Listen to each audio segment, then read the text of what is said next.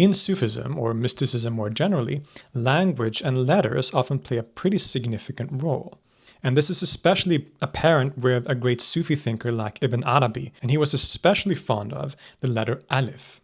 Now, the Alif to Ibn Arabi is a quite special letter because it's not actually a letter at all. It's not one letter among the other letters. It sort of stands apart from them.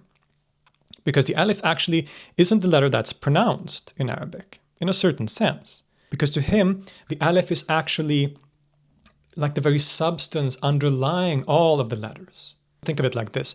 When you speak, you are taking what is essentially a kind of pure breath without any particular sound. It's just a kind of breath, or at the very least, it's a sound, which is the closest to what the Alif is. If the Alif is pronounced at all, it's that sound. Anyway, it's a sort of undefined breath. And then on the way up, through the breast and all the way, or the chest, all the way up to the mouth, it is modified or stopped at different stages on the way up, which forms different letters. It's that same breath that becomes different letters. And so in this way, the Alif is that breath.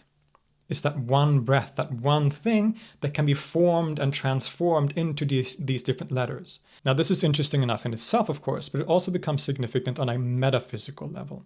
Because to Ibn Arabi, the Alif is the letter that represents the very essence of God, the very oneness that underlies all of reality. And Ibn Arabi thinks of the world, the creation of the world, very much as the very speech of God.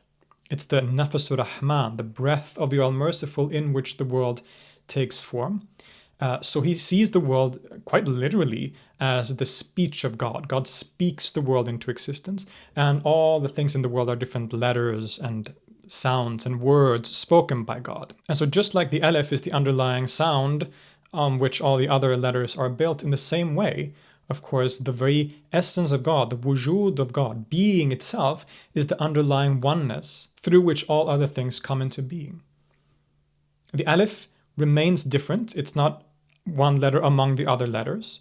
In just the same way, of course, God is not part of the world, but at the same time, it's the underlying reality of all of creation, of all of reality. So the Alif represents oneness, both in terms of language, but also the metaphysical language, which is all of reality. It's the oneness underlying all things. It's the essence and being of God represented by this one letter.